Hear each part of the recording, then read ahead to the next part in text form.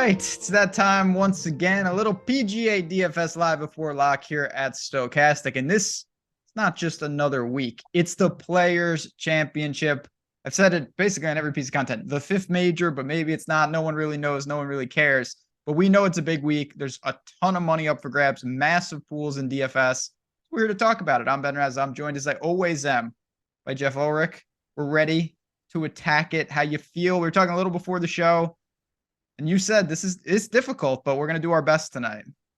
Yeah, this is one of my funnest events to watch, quite frankly. But it can also be, it can either be a great week for betting because if you get a guy right, you feel great and you feel smarter than usual because it is highly volatile. But it can also be one of those weeks where, like it's easy to be really wrong about guys, and you know there's going to be multiple players who a lot of people are hot on coming in who look good, everything lines up perfectly. And then TPC Sawgrass just dials it up, and they hit in the water a couple times, and they're gone on Friday. But hey, that's golf betting, man. I mean, look, we got to embrace it at some point. And like you said, there's big money to be had. There's some big bets that have come through at this tournament too, Ben. Siwoo, 500 to 1 at some point. There's some runner-ups like Jim Furyk, whatever he paid for a top 5. So there's money to be made. We'll do our best, and we're going to go through some of these guys because I got a laundry list of guys 200 to 1 or bigger that I like this week. So listen, there's a lot of negatives that come with, I think, what's somewhat random with this, but there's some positives from it. You mentioned you're going to get guys that are in contention from all ranges of the salary. You're going to get big name players that miss the cut. There's a lot of different things to break down, but before we look forward, let's look backwards. API, Kurt Kitayama. I asked you before the show, did you have him? Because I knew I obviously didn't, and I wasn't that close. I thought there was a chance that you might have had him because you bet him several times. For the DFS side, he was only a couple percent owned. Pretty damn impressive to hold off that field.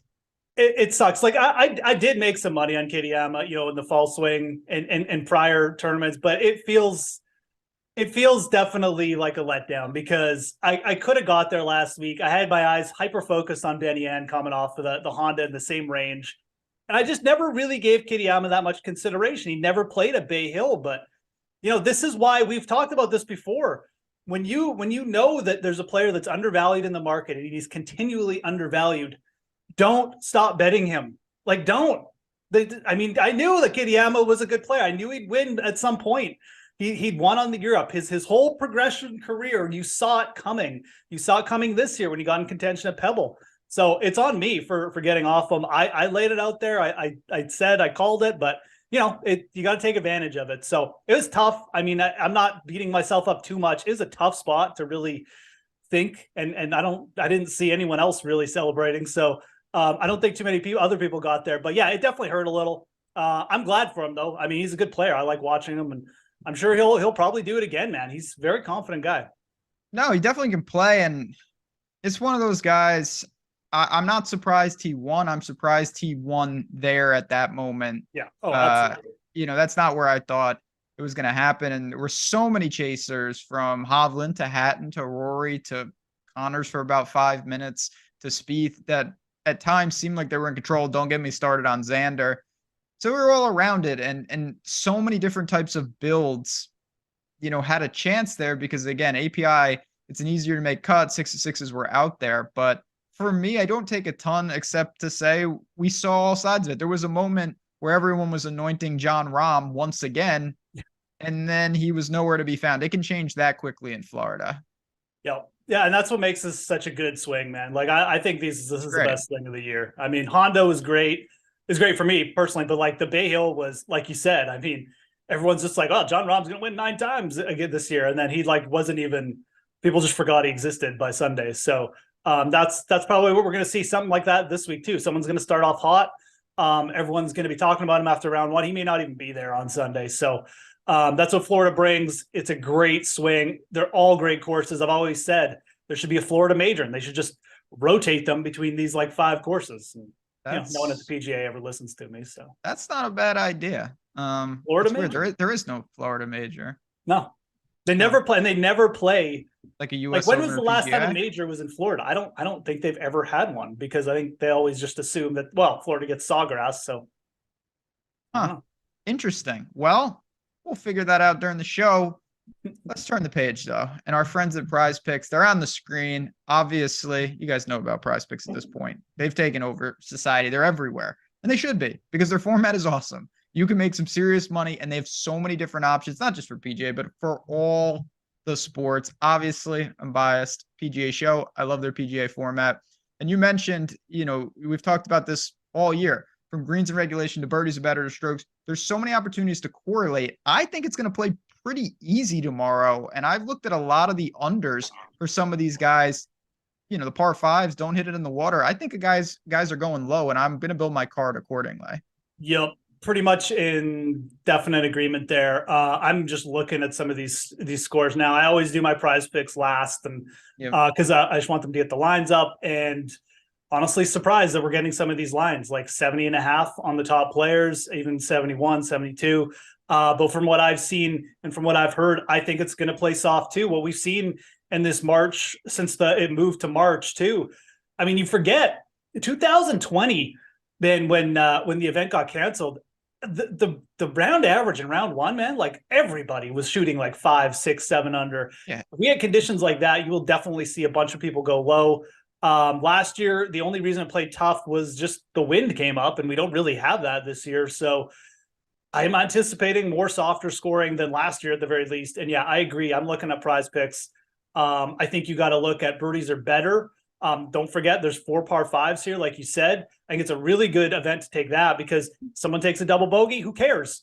They just need to make more birdies, and we're getting some really good lines there. So I'm agreeing with you. Take the overs here. Unders on the scores and over on the birdies are better. Yeah, a lot of ways to do it. Obviously, you can get those big time payoffs. You link 5 or 6 in a row. Massive. And Jordan just put it in the chat. 1 free month of Stokastic Plus Platinum and up to $100 deposit match when you click that link and you sign up with Prize Picks as a new user. So in addition to getting the Prize Picks stuff, you get all the tools that we talk about throughout the show for a month for all the sports. I mean, that in itself obviously is worth checking out. And I can't say enough about Prize Picks. Again, most of you probably play over there already. It's a huge market and one that's growing every day. So check it out if you do not. Pretty damn simple. Click that link, put it in, get some money, and get some tools. Now, you mentioned Sawgrass. Everyone talks about 17, obviously, but it is the kind of course if you don't screw up, you really can make a lot of birdies. So when you think about that, is it irons? Is it Webb Simpson timely scrambling like we saw? What do you want out of your golfers this week? Yeah, so I mean, it's actually when you look at how it plays, it's very similar to what we saw at Bay Hill. Maybe like a couple little differences. The around the greens definitely tougher, but it's very approach driven. So what guys do off the tee here. You don't want to say it's not important, but we did have a winner who lost 5 strokes off the tee last year. So it can be. Let's put it this way: an off the tee deficit can certainly be made up in other areas this week. That's not true at a lot of other courses. So. Iron play and iron play is definitely important, but you do want players who are good at placing it off the tee. Like this is one of the few courses on tour, and Hilton Head is kind of another where I legitimately think like driving accuracy and guys who just are good at placing it off the tee should be considered. So it doesn't mean that you necessarily just don't look at like driving distance, but more strokes gained off the tee. And players who are just, obviously have a little bit of an edge in accuracy or fairways gained, I think is also important. In terms of just like stylistic too, I mean, a good around the green game isn't like the be all end all, but you don't want someone who's just a potential disaster because there's 2 ways you can get in trouble at Sawgrass, and that's hitting it in the water and just not being consistent, but also just putting it in one of these bunkers, short siding yourself and just kind of like it, because it's not just that like the greens are covered by water or that it's tough to hit them, but a lot of these bunkers have sharp edges. They got big embankments. They're tough to play out of, and you will see players struggle out of them too. So not being a disaster around the green, I think is actually pretty important too, because there's a lot of good ball strikers we have to choose from. We got an elite field. That's not going to be tough to find. What's going to be tough to find is players who can navigate everything this week, because at some point you're definitely going to be hitting from the bunker or something, trying to save par. So Yeah, I mean, listen, to win these type of events in these type of fields, you really need to play well. Obviously, your game needs to be firing on all cylinders. Off the tee, I mean, Cam Smith is such an outlier. This was the now you brought up. I was thinking this was the Monday finish last year, and Oh, that's right. Yeah. the amount of shit that went wrong in that round was I was in real contention, and then Henley made an albatross, and all hell broke loose. And Munoz shot about 90 over, but I digress. Clearly, off the tee, you can get away with it. Do you want your guy to lose 5 strokes off the tee? No, definitely not. But if you told me that my guy lost strokes off the tee in a week, where would I want him to play? This might be the course that I would select, because at other courses, if you do that, you have no chance. Yeah. And that is the thing. Of course, you want good ball striking. You want to roll it on Bermuda, timely scrambling, all of that stuff. I don't think the course is going to play overly difficult, but I will build a couple teams as if it's really hard. And then I'll build probably more teams where I say the winner could be 15 to 20 under potentially, and build accordingly like that. So not a skill set, kind of a skill set stack, but more a course difficulty stack. Yeah, I like the way that sounds. I know some guys in the chat saying, well, the rough might be up, and that's a, a great point. I mean, if it does play tougher and, guys are really penalized, and maybe, the rough hinders players more than we think, and it puts more of an emphasis on off the tee play, give yourself an out or two by trying to build around the off the tee skill set a little bit more. I mean, most of the players who are good off the tee too, especially the elite ones, are going to be good in the other stuff. But I think that the main thing here is there's different ways you can save yourself at Sawgrass. Off the tee probably matters the least, but you get guys who are really rolling it well with the putter, and they have a good iron game going right now. That's basically what Lahiri did, and he rode it to a runner-up finish last season. So, 3 years ago, Rory McIlroy gained like no strokes putting and just hit the ball so well that, he got to like 14, 15 under par, and everyone kind of just wilted. So there's different ways you can win it here. But certainly, you can build around different ways the course is going to play too. All right, let's get into it. We got, it's going to sound familiar if you watched the show last week. We've got Rahm. We've got Rory. We've got Scheffler. We've got, I mean, I don't know what the hell Xander's doing up there. That guy, don't even get me started. But we've got 4 10K options.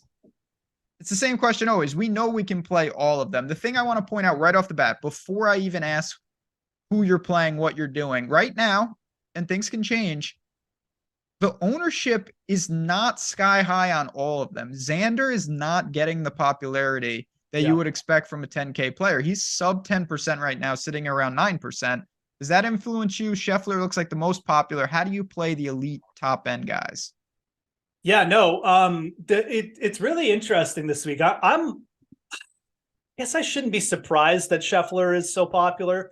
That definitely influences me because I like him the least of the top 3. And I think that people are gravitating towards him for a couple reasons. One is just that he's, like Rahm is 11.8. Like we finally got John Rahm priced appropriately, and Rory's 11 as well. And he's just the cheapest of the 3, and he's coming off another top 5. But Scheffler's never done well at this course. He was in contention late last week. He didn't get it done. His putter went a little bit cool. And I think it's Rory's the one that's coming in with a little bit more momentum after last week. And he has played well at the Sawgrass. So I definitely lean Rory there. And the ownership projections at Stokastic certainly help me lean that way as well. I really do think like I like fading Scheffler here. It's not that I don't think he can ever have success here, but typically when we see the top players, they don't go like missed cut T55 win. They usually get in contention once or twice before they put in a big week. So not that Scheffler can't get it done this year, but I feel the least good about him, to be honest, of the top 3. And then Xander is really interesting. I can't. Like Friday, I was kind of getting ready. I'm like, wow, this is going to be interesting. I think Xander's going to be a good target. Maybe bet him next week. Maybe should I get some futures on him like quickly because there were some odds up. And then I don't even know what was going on. Is the back an issue all of a sudden? I kind of like him for DFS. I do. And maybe it's just like he didn't hurt me like he did you last week, but we rarely get Xander as like a lower owned, like 8% play. He's usually just in that 20% range. And I just, either you just are really into him or it's just he's an easy fade because everyone's playing him. This is kind of a rare situation. So I admittedly have some interest in him. He's a good all-around player. He's good around the green. his long iron play has just been off the charts like the last really 6 months. So he should set up well here. He certainly has played well here before because he finished runner up one year. But I understand why people would have concerns after what he did on the weekend. But he's been pretty good in spots. Like he's certainly not started poorly for a guy who's apparently dealing with back stuff. So I'm interested. I think he's a good play there at 10K flat. I like the fact that his weekend took him out and everyone's kind of off him here. Yeah, I mean, I can't. I'm trying to separate. I can't describe. So the last time I was over on Xander was the Masters. And the time before that was the Players last year. Both of his only miscuts. And now I like him again here. The big thing I want to point out with Xander is what you mentioned kind of late there. Typically, Xander is perpetually like 9,500 and 22% owned. And this is just a different dynamic. He really feels overpriced. And when you look at what he did last week, everyone was up there and Xander kind of, melted a little earlier than most. And I think he's getting a little lost. So I do have some interest there. I think you can easily start with him. No problem. Obviously, I like Rory, as I always do, particularly when Scheffler is sucking up a ton of the ownership that I thought would go to Rory. I'm really glad that Rory didn't win last week. I think he'd be even more popular. But any combination of that is fine. And then, of course, the second part of the top tier, Max Homa, Patrick Cantlay, Morikawa, JT, Finau. I mean, the 9K range is absolutely loaded. The balance build is going to look great. How do you sort through, again, just a loaded range like this? It's tough, man. I mean, like I like Cantlay this week, but he's far from. This is the perfect. This sums up this event perfectly. I like Cantlay this week. Everything lines up for him. There's no reason for me not to like him. He's a great wedge player. He's a great all around player. He's been killing it, and I feel so unconfident that he's going to play well that I don't even know why I bet him at this point. Like that's how volatile this event has been, and for him too. So, when you look at this range, there's going to be players who look really, really good, and some of them are just going to be terrible. Like Max Homa. I have no reason to think that Max Homa, after gaining 7 strokes on approach, is not going to play well and get in contention again. But a couple of these guys are going to be terrible. So this is a good week just to play ownership. We say that a lot, but like this week is really a good week. Cantlay worries me for DFS. Everyone is obviously on this train now. There's really nothing to hate. I honestly like. I'm not going to go against the guy that I picked. Like I'm not going to do that. Like you have to make some stands. I'm going to say that Cantlay is a good pick. This is just a player who's got to get it done at some point. This just makes too much sense for me to go against. He kills all the other Pete Dye courses, Stadium, Hilton Head. He's, like I said, like if he doesn't typically like excel at those US Open venues, but you get him in a low scoring event, he'll go out and shoot 62. His putter will go out and gain him 8 strokes randomly on a week, and he'll take down an event and beat Justin Thomas and John Rahm on the weekend. He's done it. He's that confident. So I'm not going to go against him. I'm going to say he's the play there over Max Homa. I think I'm not going to get back on Morikawa. I wouldn't be shocked if he popped up. I think he's kind of interesting, but Cantlay is the play up top. And down below, I'm just going to throw this out. Tony Finau is absolutely coiling for a big week right now. I really hope he saves it for Augusta, but at some point in the next 2 months, this guy's going to go and blow the doors off a tournament. He's gaining 4 strokes on approach every week. He's basically just cruising out there. He's like he's finishing T15 to T8 to T18 every week. And he's not even doing anything. Like he's not making any putts, but he's just cashing these huge finishes. And at some point, he's just going to get hot on the greens again. So I actually really like Finau. He's finished second at Valspar. He's finished runner-up. He's in a playoff at TPC Scottsdale, which I think is a great comparable. He's done well at technical tracks. At some point, he's going to have a good year here. And if no one's going to play him and everyone likes Thomas, I think it's a good week to get on Finau for DFS. I really like him. I like him here. Obviously, like him at Augusta too. So yeah, our fates will be pretty tied. And listen, we're going to have a lot of company with Patrick Cantlay. There's no doubt about it. But he could miss 10 cuts in a row here, and I would play him in the 11th year because everything you mentioned runner-up at Valspar for Tony Finau. Patrick Cantlay also has a runner-up at Valspar. And Florida's not. Go The ahead. one big difference for Cantlay, sorry, just to interrupt you for a No. second. One big difference from Cantlay this year to the other 3 years where he missed the cut, he never played in Florida the week before and all those missed cuts. So the fact he got in at Bay Hill, I think it's a real positive. I really do. But he's got to go and prove it, man. Like he's got to do it. So like I said, I don't feel good about it, but I'm not going against it. It makes too much sense. I'm just gonna ride with the chalk here. Yeah, I like Cantlay quite a bit. I like Finau quite a bit. There's no doubt about it. Uh, both of them have really shitty players' course history. Like they have not done much, and I really don't care about that. There's nothing in their games that registers of why they would struggle at this course. It just doesn't really add up. It's probably nothing, to be honest. But I do want to poke around some of the other guys. I'm not on Max Homa. I've kind of said if he beats me, I'm gonna have to live with it. He's a great player, but we're not in California. He was dominant again, tee to green, but he did lose 3 strokes putting, and I do think that can be a factor. This is not POA. Yeah. This is Yeah. not his preferred surface. He was gaining massively on the greens all during the West Coast swing. So I don't really like him. I got to ask you though about Hovland. Hovland was a guy that you were really into last week. Yeah. What do we do with him at the bottom of the nines? Fire him into the sun. Look, it's hard for me. Like, I mean, like I like Hovland. I mean, obviously I was on him last week, but it's hard for me to envision Victor Hovland having a massive week here because, he's going to be faced with the same scenarios. And, like he had a 9-iron in on 16 for Eagle and like he couldn't execute and he couldn't execute the short putts.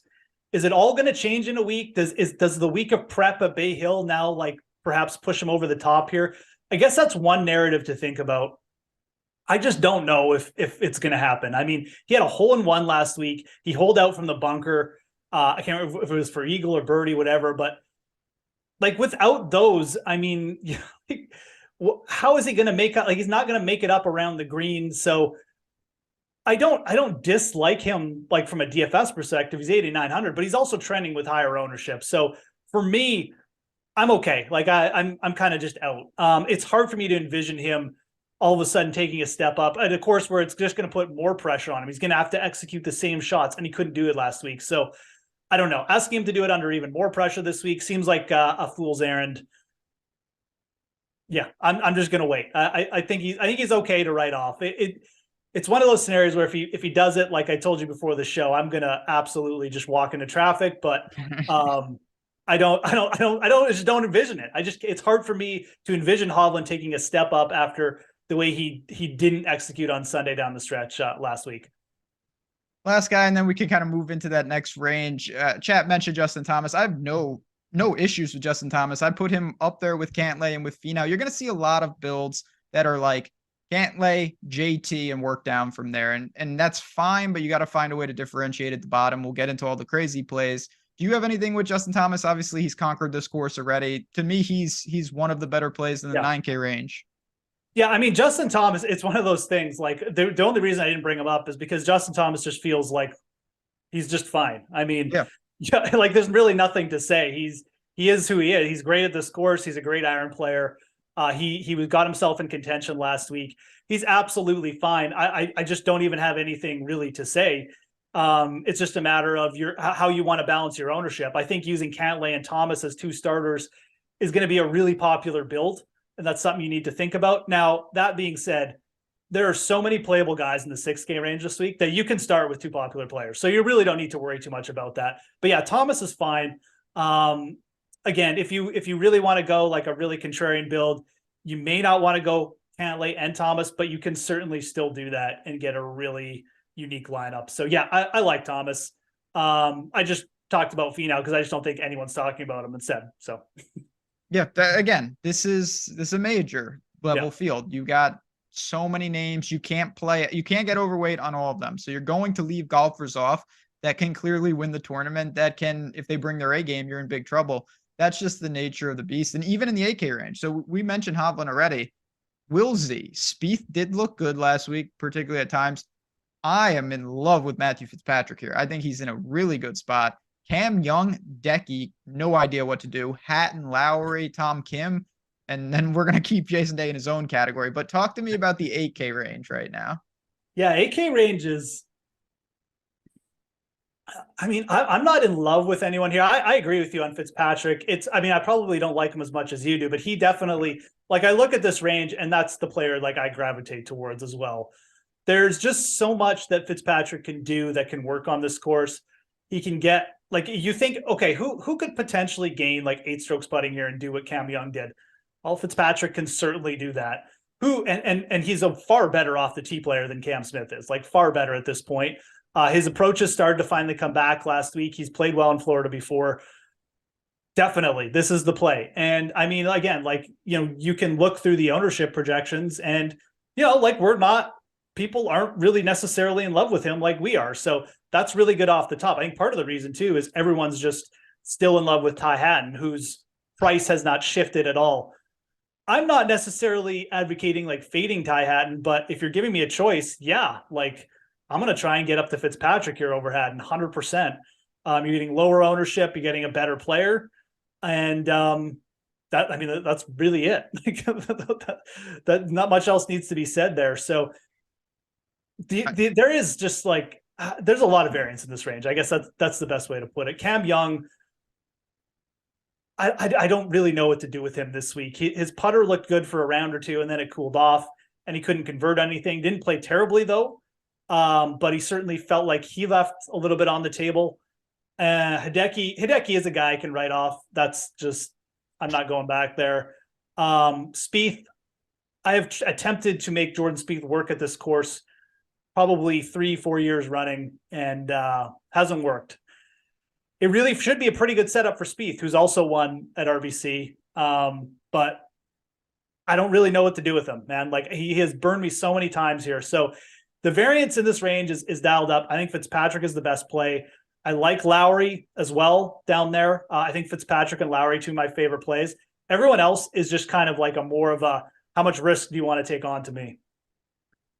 So Fitzpatrick, I basically knew the minute he flipped his irons, I was going to attack it the next week. And he flipped his irons at API, gained a couple, looked good. He's coming to a good course. I think I think Matt Fitzpatrick's an outstanding player and an outstanding play in a range where he's not going to be popular. He's not going to be sneaky either. But Wilsey and Cam Young and Hatton and Tom Kim are all going to garner probably more ownership than him. I'll be honest, I don't really know what to do with Wilsey and Cam Young because they're an atypical skill set for Sawgrass. They dominate off the tee. Can you separate like that? I think pairing them is an interesting dynamic and using an off the tee heavy approach. We've seen a guy like Johnny Vegas who gains a lot off the tee be able to navigate this course. So I know they can do it. I thought that Cam Young kind of missed an opportunity. He really was solid around the greens last week for a change, and he screwed it up with his putter, which is frustrating if you're a backer of his. So I'm okay with these guys, but for me, Fitzpatrick 1, I'd probably go Lowry and Hatton 2 and 3, and then to the more driver-centric players. Hideki, I think if you want to do something with him, I would rather bet him than play him in DFS because I think there's still some upside there, but he might be 10 over after 20 holes. Yeah, I don't even think you need to bet Hideki, but it's a life hedge.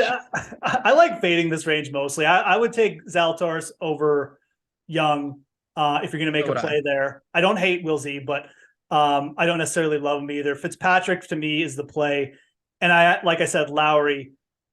I guess we didn't really talk about Tom Kim either. I actually don't hate Tom Kim this week. It's a good course for him. Yeah, it should be. It feels like it is. Kim, I think I'm definitely of the opinion that like the higher 8Ks outside of Fitzpatrick, I'm not really that interested in. And you can throw Hovland in that mix, but like the low rates, like Lowry, Kim, I think you could double stack those two and be in pretty good spots. I like both those players. Lowry to me had one bad round. It's not that big a deal. He's played well in Florida. He played well at Riviera, so I kind of put Lowry in that same category as Fitzpatrick. I think they're trending in the right direction.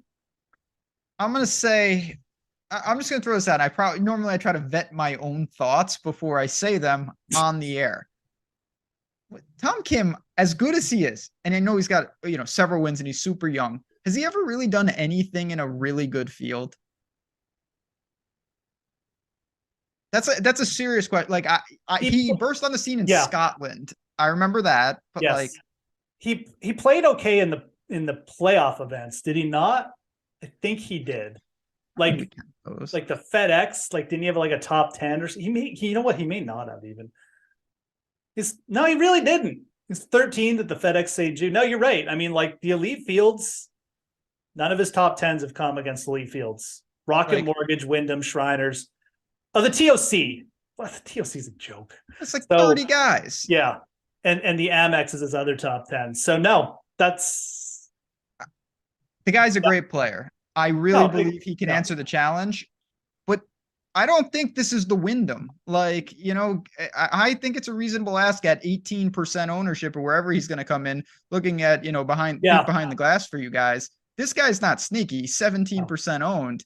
And you've got Lowry at almost one half the ownership for $100 more. And that's the thing I always forget. Like, it's like, I kind of like him and I'm like, oh yeah, he's got some potential. But then you look at the ownership and like you said, he's double Lowry. I'm not going to be able to get there. So I don't know. If I was going to bet someone in this range, I would rather bet Tom Kim than Hideki and then just fade him in DFS because I just can't do it on this course with that kind of ownership. Yeah, I'm going to have a little, but I'm not getting over on him now. The time has come. Okay, so you were very early, to your credit, that Jason Day maybe had found something that, you know, he's healthy, he's playing well, and you've taken advantage of it. But now he is the most popular play on the slate. He's pushing 30% ownership. I mean, that's crazy to me. Yeah. Yeah, it's nuts. What do you do? I mean, I'm going to have some. I want to be clear, but I don't think that he's going to be my highest owned player, and that might be what you need here. Yeah, and, you know, like Day's performance, you know, we talked about it off the top. I mean, Day is another player like Fitzpatrick who legitimately could gain 8, 9, 10 strokes putting with the way he's been going and just with his history with that club. But you don't like to see that, like, he's lost strokes on approach in the last few starts. It hasn't been great. So, like, that's a little concerning. I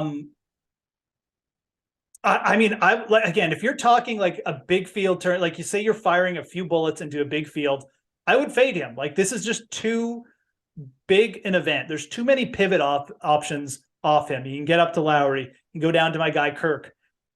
You want to get exposure to Jason Day, do it in the betting market. If you're just firing a couple bullets, obviously, if you're multi-entering here, you don't need to like fade him completely. You need to. I would be okay. I would probably be okay being like field average or just under, but I don't know if you necessarily need to go over on him. The price is good.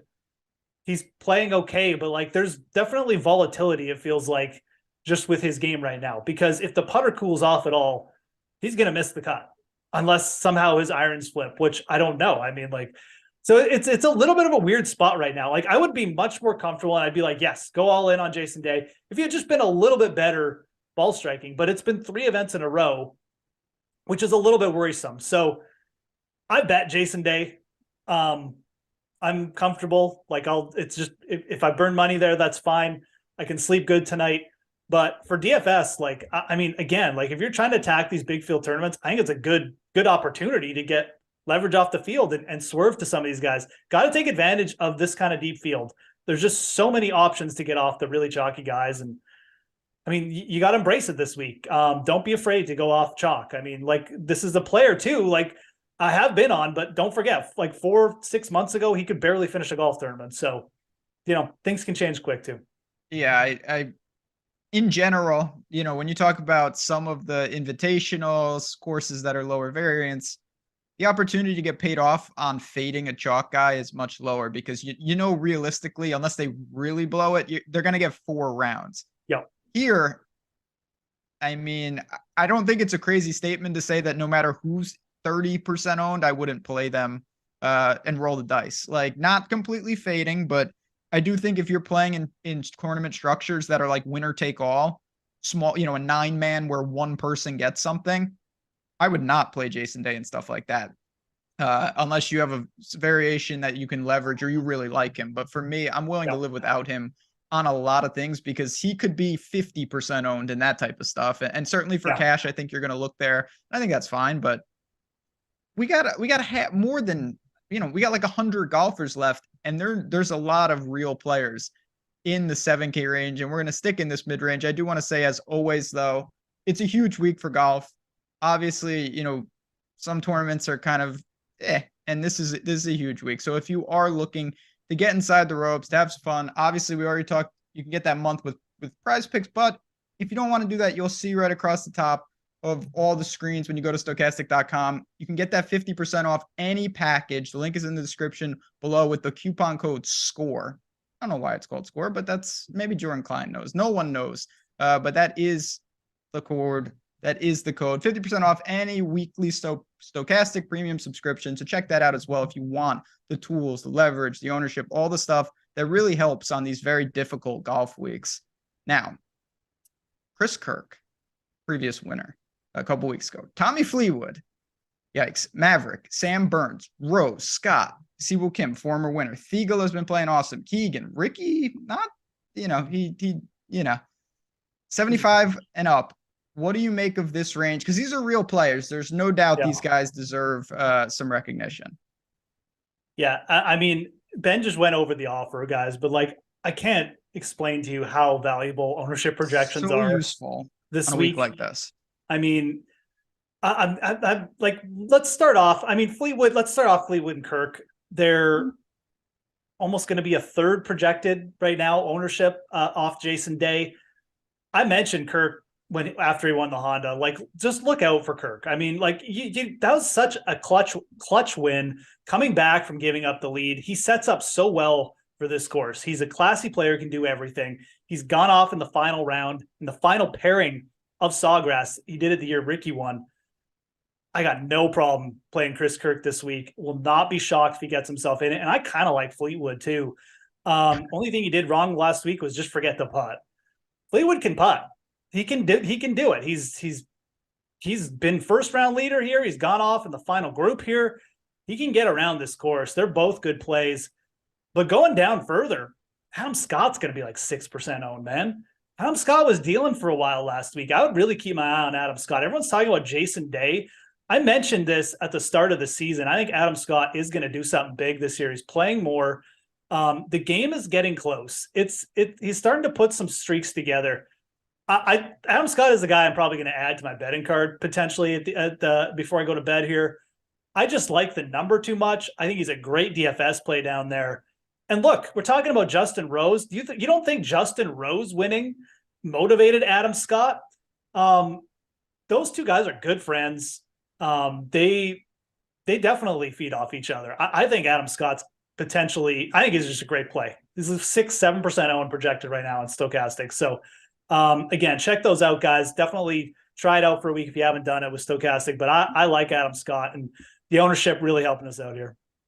I'm stuck, and this is again why it's so important. And if you're going to get 50% off, if you asked me, Adam Scott, if I didn't look at anything playing decently well, good price, what is he going to be? I'd say 15%, give or take, 6%, 7%. What are we doing here? I'm stunned. Even if the projections are off, a little bit, what the max he's probably going to be is 10 or 11. He's not going to be 25%. That's just not going to happen. Yeah, exactly.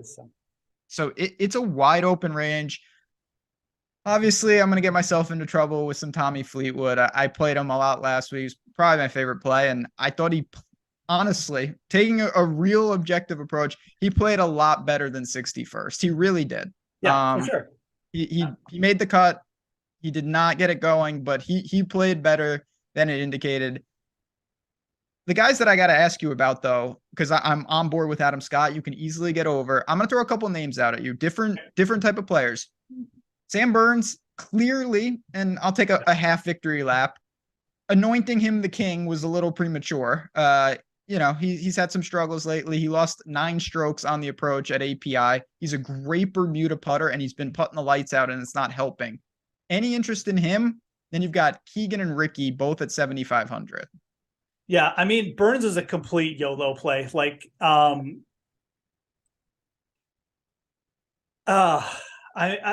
Again, like we're just so full. Like he's going to basically be, he's still projecting with around the same ownership as Scott. If he's going to be like 1% owned, I think I'd have some interest, but Scott's right there. I'm just going to say no. I can't even remember the other players you mentioned now. So Keegan and Ricky. Ricky is, to me, I just feel like there's better players underneath him. Let's put it that way at this point with a little bit better upside or similar upside. I don't even know if they're better necessarily, but I'm not like huge into Ricky this week. He kind of let me down last week. He just was not striking the ball well at all. All his driving was poor. Never really recovered with the irons. He just basically had a really good week on the greens. If that goes away, he's going to struggle. So not really on either of those guys, to be honest. If Burns is semi-interesting, but again, like if he's not really projecting to be like 1-2% owned, he's still going to have some ownership. I'm kind of out on both of them, to be honest. And then I do want to drill down though to Keegan, because Keegan is projecting it as one of the chalk plays in this whole tournament. And I get it. You know, he's pretty reliable. He cashes a lot of checks. He doesn't burn he does go full Keegan sometimes. We've all experienced that. But when he doesn't, Keegan's been playing pretty well. And he definitely looked good last week. 10th, 5.4 with ball striking, a couple with the putter. I just don't know if he should be that popular, but him and Connors both grade out really well. I get it. Yeah, Keegan is he's way too cheap this week, to be honest. Yes. He's really solid tee to green. He's learned how to putt too. Like learned how to putt again. And I think that's like I like Keegan more than I like Day this week. I'm not going to lie. Like if you're going to eat the chalk with a player and like really go overweight someone, I actually feel better about doing it with Keegan, which again, I mean, as someone who's like went a year without playing Keegan Bradley, I mean, I kind of feel like I've switched to like Team Keegan here. He just looks like a little bit more of a better player. Like he's almost giving me like Matt Kuchar vibes, except he actually like can hit it well, you know, like he's just managing his way around courses better. And I like it. And I think he's just way too cheap this week. And that's obviously reflected in his ownership, but you know, he's just got everything you want. And I don't really feel there's just nothing for me to poke holes in here. So I'm not going to do it. Again, I'm not really in love with Ricky. There are players underneath him who he could get like super low ownership on, but I don't think they bring the same upside. Like I think Keegan is the guy you should be kind of like going with the field on as well. So I'm going to kind of stand for him a bit. I never like it when players are that popular, but man, it's hard for me to like, you know, poke holes. So I like his chances this week. I think he'll probably be fine for DFS. And this is something I actually wanted to bring this up at the top and I forgot. And if I'm wrong, just tell me because I was on vacation. But typically, and I think I'm right, for majors and for the players, the salaries are released before the last tournament ended. And that is something that you don't always see. And sometimes what happens is you get crazy chalk based on guys that have a really good showing, like Kitayama, Keegan, guys that played amazing at API. They're not priced for their recent form. And that gravitates in a game theory aspect to them being probably over-owned, but also warranted because they are too cheap. Yeah. Yeah. It's just, it creates opportunities, but it also, unfortunately, like, you know, you've got to, it forces you to make decisions about players. Yes. So, yeah. Now, right below them, I want you to make a decision here. You've got Corey Connors. He's going to be popular, but I think he sets up well. Keith Mitchell, you seem to have the magic eye with this guy. You bring him up at the right times. Yeah. I rarely play Keith Mitchell. And then I'm going to throw in, just for old time's sakes, your boy Russell Henley, who is just there. We'll get to Noren and McCarthy and Montgomery and those guys. But of Killer Keith and Connors, both who are going to be very popular, what are you doing with those guys in the straight mid-range still? I would probably be more advocate of fading Connors. His game has looked good in spots. It's really come and gone, though. Like, it's, to me, I mean, I have more faith in Mitchell right now. He's played consistent all season long. You know, Keith Mitchell is putting the ball 300 yards in the fairway every hole. I mean, he is, well, maybe not every hole, but you get my drift. He's not going to get you in trouble off the tee. The rest of his game has been fine. Yeah, there's been like a little ups and downs. His approach game could be a little bit better, but he's got a little bit of Keegan Bradley. He just learned to manage himself a little bit better around courses this year, and it's showing. I think Connor still struggles in that aspect. And he has these hot flashes, but you know, on a course like Sawgrass, if it's not there, he'll go away quick. So I feel better about Mitchell for sure. Man, Russ, I wish Russ was playing good because I'd be so all in on him on this course. It just makes so much sense. Like a lot of some of these players we talked about, if he just starts dialing it up with his irons here, it's gonna go. He's gonna go low fast, but it's been an issue for him, like being consistent and hitting those wedges close. So I think Henley here, I would rather take a shot with him than Montgomery or McCarthy, but that's just because of my bias. I don't have a reason. I'm not going to advocate for him too much, but if you got to play someone at that range or you want to add someone in, yeah, I mean, Henley can go low here. He went low here on his, like, I think the year Keimer won, he shot like a 63. I think this is an event that Russell Henley legitimately could win one day. It's just, I just don't know if it's going to be this year because of the way he's coming in. So I think that entire 7,300 range is just like, you don't need to play it, but if you're going to play someone, I would play Russ. It's pretty wide open. You're not going to have ownership on really anyone of a substantial amount. Tom Hoagie's down there. I think Noren as an like if you're trying to win the $1 million, I think that Noren, who showed really good putting ability he withdrew and then he played last week and he was terrible except for his putter. Yeah. And he was still able to get 4 rounds, which I actually think is pretty important for a guy like that.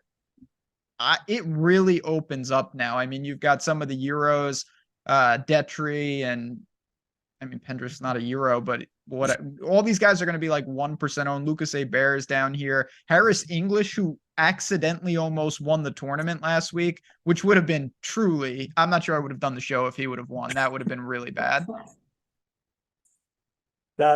He had 12 birdies and he almost won. It's just insane. I mean, like, what? My God. Yeah, Harris English to me, how is it? Let's check his ownership. I mean, it's got to be up there too, doesn't it? No. People a little bit scared of Harris, rightfully so. I think he's missed like 5 cuts in a row here or something. So, but I mean, super, super cheap, kind of, again, coming off the big week.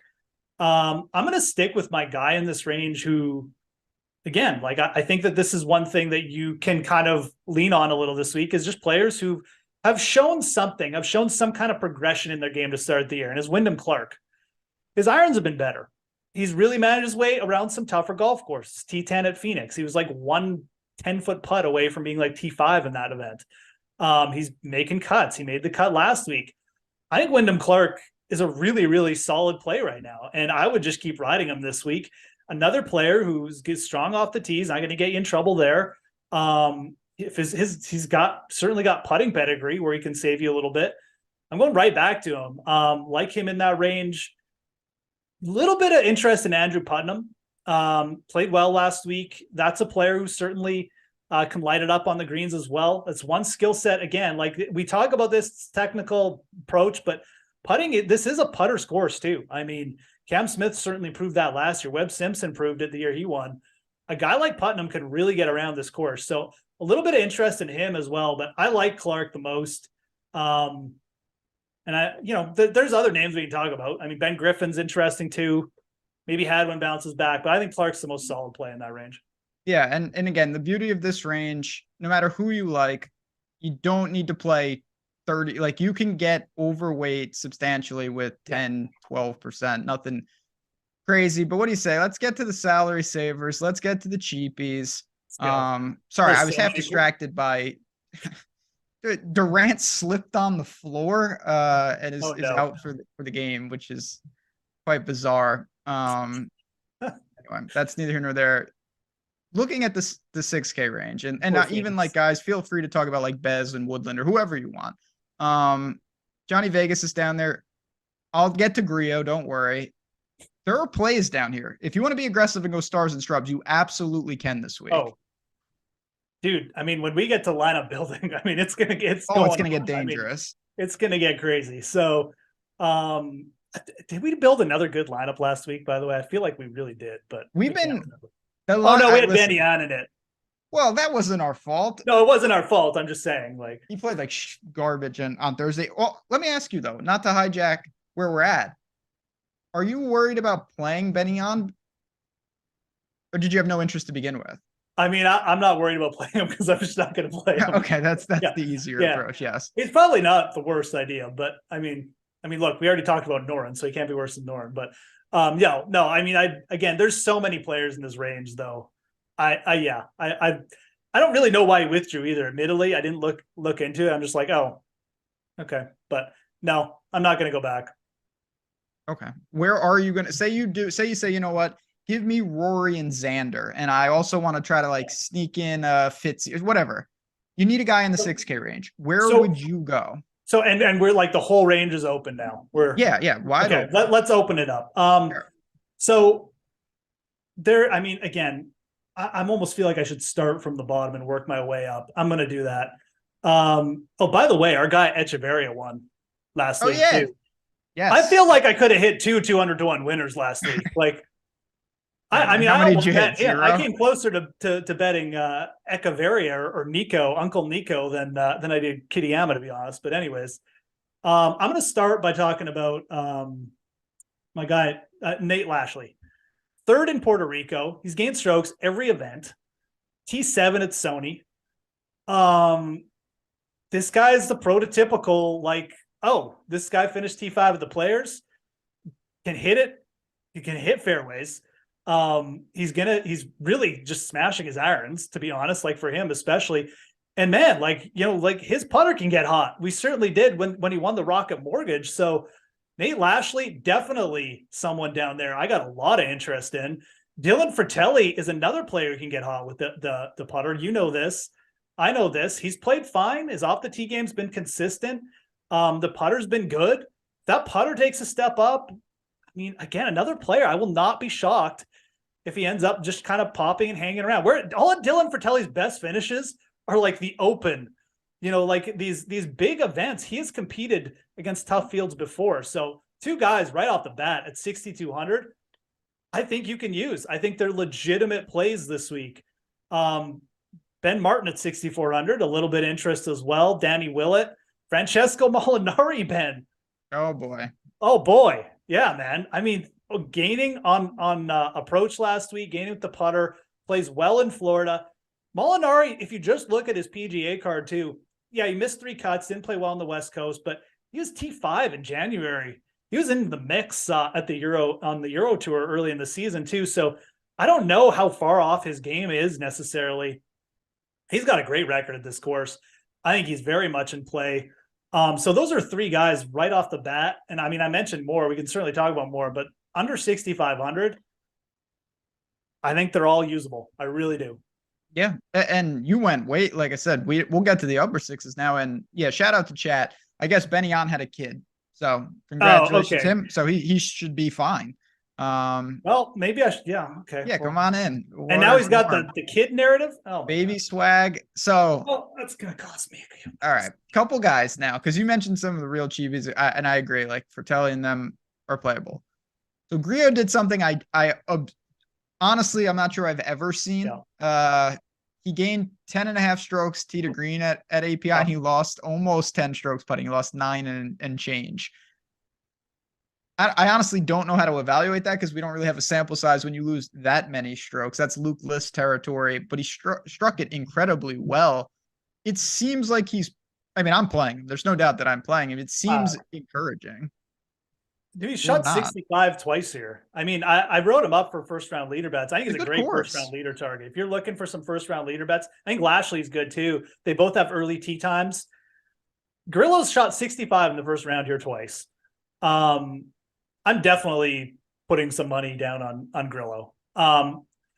We joke around here, you know, and he's like kind of the poster boy because he just does so many silly things. He's really talented, man. Like he could absolutely go out there, and if he just gets some confident on the greens, and I'm not saying he's going to win, but he could get himself in the mix and be that guy this year. So yes, I think he's a great play as well. No pushback. What do we see from him too? Like we're not far removed from Grillo posting like 5 top 5s and like 8 starts or whatever he did. So I would jump on him as well. Another player who I'd have no qualms with using. That Benny Webb information is interesting. Webb is Webb and Kuchar as well is another. I don't even know what Kuchar's price tag is. I can't remember. He's 7,200, so he doesn't really. We already passed that, but Webb is. Everyone's in on Webb this week. I don't know, man. It's like one good round. I feel like people are overreacting a little. It's definitely it's dicey because he's got the rare, he flashed, and now he's coming to a place where you associate Webb Simpson with it because he won here in a very famous. Yeah. So it's like I get it. It's encouraging. I actually think he's a really good target on Prize Picks tomorrow. His number for his score is 72.5. Can he shoot even or better in the morning wave? I think yes. Do I love him for a full week? Not really. I think he's fine, but to me, you have various guys. You've got Ryan Fox is down there, Vegas is down there. Some of the dudes we already talked about. Last guy, then we'll build the lineup. What are you doing? I ask you every week. What are you doing with Trey Mullinax? Man, I thought Mullinix might pull it off last week, give me like double heartburn. I mean, obviously, I really like Trey Mullinax as a player. You know, he's got some interesting course comps. Like he's done well at TPC Southwind. You don't necessarily think of him, but he is an Alabama guy. I think he's fine. The thing I love about Mullinix, he's got a little bit of that Cam Davis in him, where he will eat up the par fives if he just makes the cut. Maybe he's going to make some bogeys, but he will absolutely put up some scores for you. I think he's really good for DFS. So the fact he's coming in with confidence, yeah, I don't hate it at all.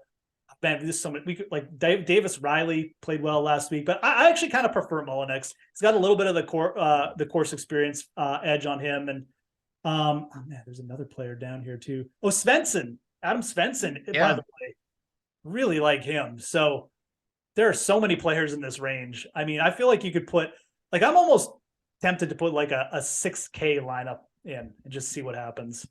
A lot of these guys seem to set up very well. Obviously, not all of them are going to play well, but Svensson, Mullinix, those are solid plays in the 6,600 range. Those are the guys I'd be looking to. Couple questions from chat, and then we're going to build this lineup. Wyndham Clark's ownership on FanDuel. Again, come on in. You can absolutely see all of this, but I'll tell you, it's going to be only a couple percent. Definitely sub 5% in me. Yeah, these 6,800 guys are very viable. Grillo or Vegas would be Grillo for me.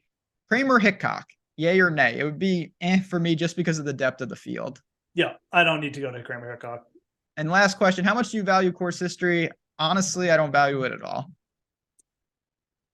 Very little to not at all. Yeah. Let's put it this way. I've talked about a bunch of guys, Clark, Lashley, these guys, I think Lashley's best finish like a 72nd. I don't think Clark's ever made it. That's not deterring me from those guys at all. I want to see the players who are coming in confident, managing their way around the course well. Both those guys fit that. So basically, no, I don't care. Let's build. If you're enjoying this, by the way, and we appreciate everyone for, even if it's, the John Deere or the Masters, if you guys are here with us hanging out, it makes the show fun. It's always a great group in the golf community. Hit the like button. It does help us out. And I'm going to give a quick plug. If you bet golf, head over to Odd Chopper Golf. It's our brand new YouTube channel. Me, Eric Lindquist, of course, the other member of our team. He's dropping fantastic betting tips over there. Go check out what we've got going on there as well. But it's time to build a lineup that's just going to beat hundreds of thousands of other lineups and make us legends on the Twitter sphere, which is what we're after. All right, where are we going? Start us off here. All right. Let's really open things up to start off with here. Don't do it. Let's go. See, now we've talked about all these players and I got them all floating through my head. Let's start with Nate Lashley. Okay, so right off the bat, we know that we're going to be unique because you took someone that no one in their right mind would play. So I respect that. He literally, legitimately, we've already leveraged, which is good because there was a lot of guys that we talked about that were very chalky that we might want to get into this lineup. And Nate Lashley is a guy that, again, is going to give us that flexibility. I'm going to go to Matthew Fitzpatrick. I like to do this, basically choosing one of, if not my favorite play on the week.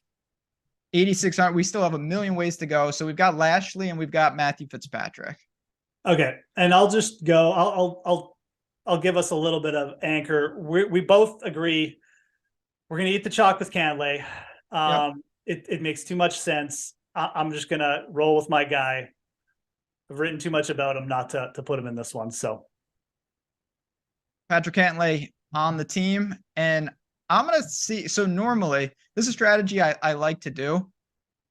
When people take someone from the real bottom normally they do that because they've really paid up, and that's how they have to do it. I like going balanced with a crazy punt like that. So I'm going to put Tony Finau right next to Patrick Cantlay on the same team. We still have plenty of money, but it's an interesting build already, even with 4 players, because we don't have anyone north of 10K, and we have an extreme punt on the team. Love it. How much do we have left? So we've got 4 players in. We've got 8,150 for each spot. So 16,300 for 2. Tony Finau. Come on. You were heckling Finau when you were out of Genesis. Don't lie, Jordan. Big tone. Should I really put some pressure on you here? Go ahead. Like you should. I can handle it. We have 8,150. Yeah. Don't put Day on there. No. Good. Put Fleetwood. Man, there's so many ways I can go here. Okay.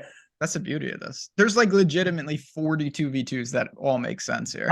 I'm pretty tempted to put Xander on and make you take a 6,200 or less player. So you can definitely do that. If you go Xander, to me, it wouldn't be a problem. I would just take Fratelli. I mean, I personally really like this that. This lineup could actually win. Maybe if the other person forgets to submit, it might win a head-to-head that way. But that's going to be a wild lineup. I'm going to throw two combinations out there. So you've got Xander Schauffele and Dylan Fratelli. You also can go the complete opposite direction and play Fleetwood Lowry, which is like super, super stable, super balanced. You could also play Fleetwood Hatton, but for me, it'd be Fleetwood Lowry probably. Yeah, I'm trying to work over other scenarios here. Like you could do Im and like Sungjae and maybe get up to Wyndham or something like that too. But I agree. Like those 2 scenarios we just threw out are kind of my 2 favorite. Like I like it. I'm gonna throw in Chris Kirk because I prefer him over Fleetwood. I think he's got a better chance to win. So I'm gonna go with Kirk and I'm gonna let you finish. Okay. So officially we've got Chris Kirk in this lineup, which yes. Oh yeah. And we can do the same things that you're going to play right there. Honestly, for me, it'd probably be Lowry, but you could play Fleetwood and Kirk together and leave 500 on the table. Not that you need to, but say you don't like Nate Lashley.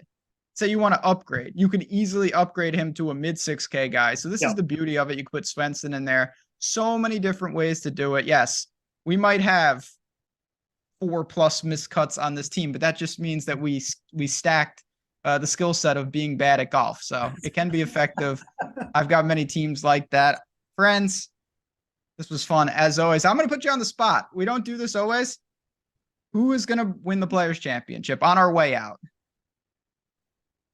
Like I told you off top, this is the probably worst I've felt about just like having a knowledge of like who I think is going to win or just having a feeling about anyone. I really think there's a good chance we're going to see a crazy winner this week. Like I really do. But since you put me on the spot, I'll just go with my guy Cantlay. I'll just take. I'm going with him too. I really do. I mean, it just makes too much sense. And like in a week where feels like there's a ton of variables, just go with the guy that you just can't find any holes with. I'll go with Cantlay. I'm gonna go with him too. Follow Jeff at the Fantasy Grind. You can follow me at JazzRazDFS. And then you'll see me say in my stupid little tweet, winner, Patrick Cantlay, because that's what it's going to say. He's going to be on the tweet. We'll see. It could be anyone, but that is what I'm going with. Friends, it's fun as always. For me, for Jordan, for Jeff. Thanks again for hanging out. I know we ran a couple minutes late, but it's the Players Championship. Come on now. What better than this? I'm going to go build some lineups. Hope to see you all at the top of the board. Come back next week and let's celebrate. Hopefully someone taking down $1 million. Until then, friends, thanks for everyone tuning in here at Stokastic, and we'll see you next week.